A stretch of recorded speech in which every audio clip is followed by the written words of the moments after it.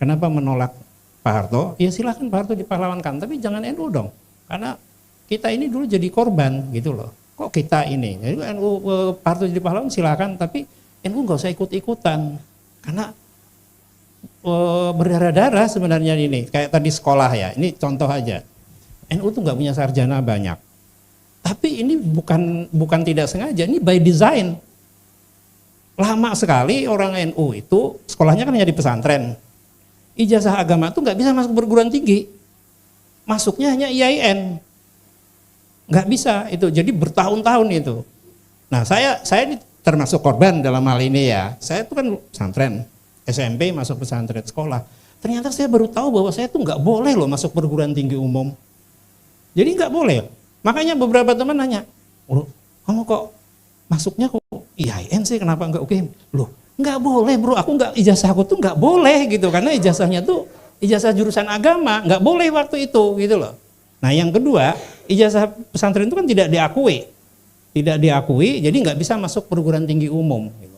Makanya Cak Nur ngomong, sampai tahun 70-an aja NU tuh enggak punya sarjana, punya hanya 1-2 orang namanya Zamroni, itu pun BA, bukan dokter Andes, gitu loh. Karena ini konkret gitu loh, di situnya itu udah dicegat gitu. Jadi bagaimana sumber daya ini. Nah sekarang kan kita lihat setelah reformasi kan luar biasa itu NU itu sarjananya. Jadi nuansa NU itu sekarang luar biasa, banyak sekali loh yang alumni ini alumni itu yang mengatakan saya itu NU gitu. Yang dulu nggak dibuka di zaman Orde Baru gitu. Anak-anak pesantren yang masuk perguruan tinggi itu luar biasa banyak karena dulu bisa gitu. Saya juga kalau saya ada kesempatan dulu masuk ini, kemungkinan besar masuk loh saya pikir. Tapi karena dari awal nggak boleh kan nggak bisa gitu. Nah generasi saya itu sampai kira-kira 5 tahun ke belakang itu ya sampai awal-awal inilah itu nggak boleh mas masuk perguruan tinggi umum. Bolehnya hanya di IAIN. Itulah. Jadi itu kan kebijakan yang mungkin nggak pernah kita sadari bahwa dalam jangka panjang NU itu nggak memiliki sumber daya yang bagus gitu. Ketinggalan jauh dari yang lain-lain gitu. Nah ini yang lain. Tapi sekali lagi penting dipahami bahwa meskipun begitu ya, saya tetap ingin mendorong. Yang kedua begini, sebenarnya pesantren itu banyak sekali berubah dibanding 10-20 tahun yang lalu gitu. Sangat berubah, mungkin ada dari Gus Dur segala macam. Itu kalau pelatihan di pesantren-pesantren itu kan luar biasa ya. Kalau dulu dipertanyakan, misalnya bikin cerpen itu hukumnya apa? Loh, ditanyakan kenapa? Loh karena kan itu mengarang cerita. Dan berbohong kan, itu cerita nyata enggak, berarti bohong kan, itu dipertanyakan dulu. Bayangin kalau dulu ada seperti itu ya pertanyaan. Nah, tapi itu sekarang udah lewat sangat jauh lah ya bagaimana perubahan di pesantren itu sekarang nggak seperti dulu, jadi terus berubah dan mungkin kita nggak sadar bahwa perubahan-perubahannya itu banyak juga membawa perubahan pada lingkungan sekitar gitu. Meski demikian tetap saja harus ada kritiknya. Ketiga, NU itu feodal nggak? Feodal banget.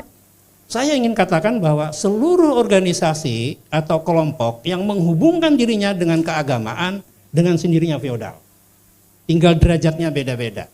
Mau Katolik, mau dia feodal. Karena memang yang namanya organisasi keagamaan itu di dalam dirinya feodal. Dalam konteks hubungan patronase itu ya, nggak mungkin kan melawan imam ke pimpinan. Tapi dalam konteks feodalisme yang tanah itu lain sebenarnya. Nah di sini kita mau ngomong, feodalisme di NU itu berbahaya buat orang NU. Tapi Anda nggak perlu kalau nggak suka NU keluar aja. Tapi feodalisme yang berbahaya itu di perguruan tinggi dan di pemerintahan. Feodalisme itu yang berbahaya, nggak pernah kita persoalkan. Saya tanya teman UGM, itu gimana sih si ini kok gini.